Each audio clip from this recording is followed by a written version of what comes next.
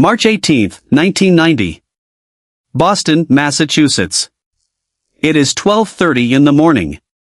Two men in Boston police uniforms stand outside the side door of the Isabella Stewart Gardner Museum. One presses the buzzer. Inside, a young security guard leans toward the intercom. The guard is 23 years old. It is St. Patrick's Day weekend, and the museum has just closed. The men outside claim they are responding to a disturbance call. The guard has been trained to never let anyone in after hours without verification. He buzzes them in anyway. Because of this, everything that follows becomes possible. The two men step into the vestibule. They ask the guard to step away from the alarm button. He complies. Within seconds, they announce he is under arrest. They handcuff him to a pipe in the basement. Then they radio for the second guard, a 25-year-old man on his rounds upstairs. He comes down to investigate the silence. He too is handcuffed to a pipe, in a separate part of the basement, out of sight of his partner. What nobody knew was that the museum's night protocol had a fatal weakness. The silent alarm, once triggered, would notify police, but only the guards inside could confirm or deny a break-in. With both guards restrained, there was no one left to make that call. The thieves had bought themselves the entire night. They move calmly through the galleries. Security cameras record their movements, but no one is watching the feed. They spend the next 81 minutes inside the museum. In the Dutch room on the second floor, they cut Rembrandt's only seascape, The Storm on the Sea of Galilee, directly from its frame. Beside it, they take Rembrandt's A Lady and Gentleman in Black. They take a small self-portrait etching by Rembrandt as well, one of the smallest and easiest pieces to carry. Then they move to Vermeer's The Concert, one of only 34 known Vermeer paintings in the world. They cut it loose. In the short gallery, they attempt to remove a Napoleonic eagle finial from atop a flag, but leave the flag itself. They also take 5 Degas sketches, small works on paper, quick and easy to roll or fold. In the blue room, they take Manet's Chez Tortoni, though later evidence suggests it may have been taken from a different location in the museum than initially assumed. By 2:45 in the morning, they are finished. They make 2 trips to their car parked outside, carrying the artwork in pieces. Then they drive away. The security tapes run the entire time, recording empty hallways and locked doors, but the 2 overnight guards remain the only witnesses, tied up in the basement until nearly 8 in the morning, when the day shift arrives and finds them. By the time police arrive, the thieves have a nearly 6-hour head start. Investigators immediately notice something strange. The frames are cut, not carefully removed. Whoever did this either did not know or did not care about preserving the canvases. This detail troubles art crime experts for years. Professional art thieves, the kind who steal to sell to private collectors, tend to protect the surface of a painting. These men did not. The FBI opens an investigation within days. They study the guard who let the thieves in, and learn he had a history of drug use and had reportedly let strangers into the museum before, off the books, during previous shifts. He is questioned repeatedly. He is never charged. Investigators turn to organized crime.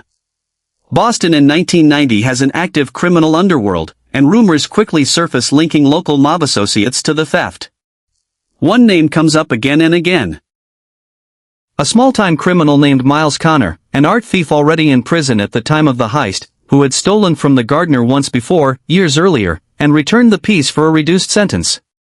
Connor was not present the night of the robbery, but investigators believe he may have discussed a similar plan with associates before his incarceration. Another name surfaces. Bobby Donati, a Boston mob associate known to have connections to the criminal underworld and a personal grudge against a mob boss who was imprisoned around the same time. Some investigators believe the theft was intended as leverage, a bargaining chip to trade for a reduced prison sentence for that boss. Donati is murdered in 1991, just over a year after the heist, in an unrelated gangland killing. He takes whatever he knew to his grave. Then, in the years that follow, the case grows only stranger. In 1994, the museum receives a letter, typed and signed, claiming to represent the thieves. The letter offers to return the paintings in exchange for $2.6 million and full immunity from prosecution. The museum, working with the FBI, requests proof the paintings still exist. The letter writer never responds again. The trail goes cold. Throughout the 1990s and 2000s, investigators chase leads across the country and overseas. Paintings of this size and fame cannot be sold on the open market. Every major auction house, every serious collector, every art dealer in the world knows what a Vermeer or a Rembrandt looks like. Selling them legitimately is impossible. Which meant the paintings, if they still existed, had to be hidden, held as collateral, or moved through the black market in fragments of trust between criminals who rarely trusted anyone. By 1997, the reward for information climbs to $5 million. Still nothing solid emerges. In 2010, the FBI receives a tip connecting the theft to a Connecticut and Philadelphia-based criminal organization with ties to the same Boston underworld figures investigators had suspected for years. Two names rise to the top, George Reisfelder and Leonard DiMuzio, both deceased by the time the FBI names them publicly. Reisfelder died in 1991. DiMuzio was murdered in 1991 as well, the same year as Donati. The FBI announces in 2013 that they believe they know who committed the theft, though they decline to release full names publicly, citing an ongoing investigation. They state the stolen art was transported through Connecticut and Philadelphia in the years after the theft, and that it may have been offered for sale in Philadelphia around 2003, but the trail goes cold again after that point. By 2015, the reward doubles to $10 million for information leading to the recovery of the works in good condition. The statute of limitations for the theft itself has long expired, meaning whoever holds the paintings, or knows where they are, could return them without facing prosecution for the original crime. Still, no one comes forward. The frames remain on the walls of the Gardner Museum to this day, empty, exactly where the paintings once hung. Isabella Stewart Gardner's will require the museum's collection to remain arranged exactly as she left it, unchanged, forever, or the entire collection would be sold and the proceeds given to Harvard University. Because of this clause, the museum cannot rehang the walls with other art. The empty frames stay empty, a permanent, visible wound in the collection. Every guard who worked with the two men that night has been interviewed, some more than once, across 3 decades. Every known associate of Connor, Donati, Reisfelder, and DiMuzio has been questioned. None of it has produced a painting. What nobody has ever found is a single verified photograph, a single confirmed sighting, a single fiber of proof that any of the 13 works still physically exist.